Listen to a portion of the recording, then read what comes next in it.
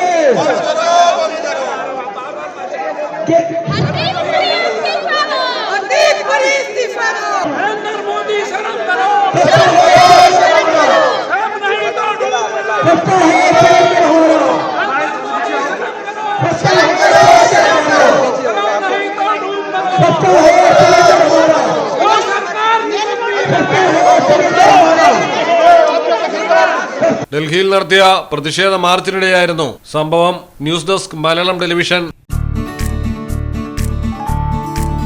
എങ്ങനെയുണ്ട് സംഭവല്ലേ? പിന്നെ അല്ലാതെ നമ്മുടെ നാട്ടിൽ വേറെ എവിടെ ഉണ്ടാ ഇത്രയും ബ്രാൻഡഡ് കളക്ഷനുള്ള ഷോപ്പ്?